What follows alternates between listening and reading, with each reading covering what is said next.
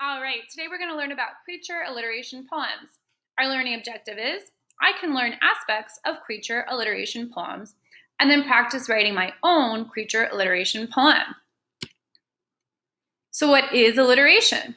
Well, before we begin, let's review what alliteration means. Do you remember? That's right. Alliteration is when you use words that have the same sound at the beginning, like Tiger Takaz trots triumphantly. Do you need to review alliterations a little bit more? You can watch this video right here. So what is a creature alliteration poem? Well, this type of poem makes use of alliteration to describe a creature. It is humorous, that means funny. It's whimsical, might be a bit magical. Form of poetry. The main words in each line will all begin with the letter you choose to alliterate. Each line of the poem, except line 1, should have at least 4 words alliterating with the letter you chose. Do not repeat alliterating words you have already used, so only use the same word one time. The use of a dictionary is especially helpful in writing this type of poem. In other words, you're going to need a dictionary, whether it's a book you have at home, a dictionary, a hard copy, or one you find online. So what does a creature alliteration poem look like? Well, let's look at an example. This is a racatarian. A racatarian lives on really ridiculous rectangular ranches in rural Russia. A racatarian rudely eats rice, raspberries, radishes, roots, and rhubarb.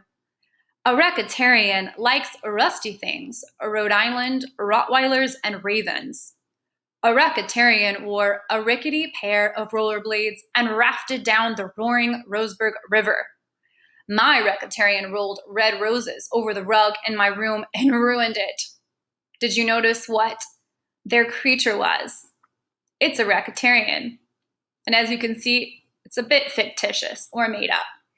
So the letter that they chose to focus on and alliterate is the letter R. That's right, racatarian. Really, ridiculous, rectangular, ranches, rural, Russia. How do I write a creature alliteration poem? Well, here are the directions. As you can see, there is 6 lines in total for your poem. Line 1 is where you're going to name your creature. So you can choose a noun, like a funny creature name, and then add IAN to the end of the word. It doesn't really have to be funny, but it can be if you want. Line 2, tell 4 alliterating words about where your creature lives. And again, every line here, every word here that's alliterating needs to start with the same letter that your creature starts with. So if your creature starts with the letter T, then all your words in line 2 also need to start with the letter T that alliterate. Most of the words, right? It's okay if some don't, but most of the words should start with that same letter. Line 3, tell 4 alliterating words about what your creature eats. What do they eat? And it also needs to start, line 3, everything that you're alliterating needs to start with that same first sound as your creature in line 1 and line 2.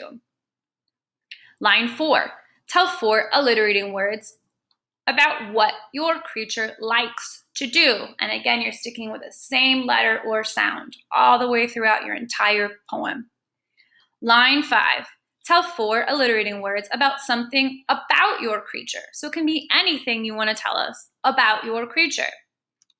Line 6, tell 4 alliterating words about something your creature did to you. Dun dun dun, or it could be funny too. And again, just remember, you need to stick with the same sound throughout your entire poem, just as we saw in this poem on the page slide before. They alliterated with the letter R throughout their entire poem on every single line. Okay? Well, let's take a look at another example. This one's pretty funny, guys, so listen up. Here we go. This is a Principalian. Principalians live in perfect purple pyramids on the plains of Peru. Principalians politely eat pudding pops and pickled pig feet with pepper on plates with drinking Pepsi. They also love pepperoni pizza. Principalians poke peas with pencils, ponder perplexing puzzles, and perform procedures on penguins. Principalians pose for pictures while printing poetry, practice perspective and paint pottery. They persuade people to purchase perfume. Ooh la la.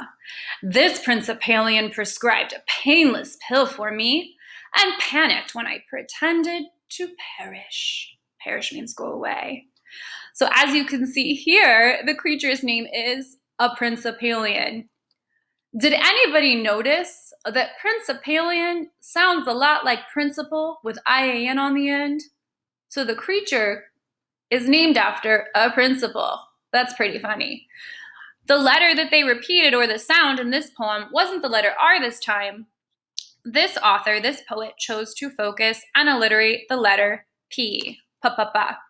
Principalian, Principalian, perfect, purple, pyramids, plains, Peru. Politely, pudding pops, pickled, pig, pepper, plates. As you can see, there's a lot of P's in there. All right, so now it's your turn, guys. In your poetry book, you have 2 pages to write 2 different creature alliteration poems. When you finish writing them, publish both poems in the Published Poetry Google Doc in Google Classroom.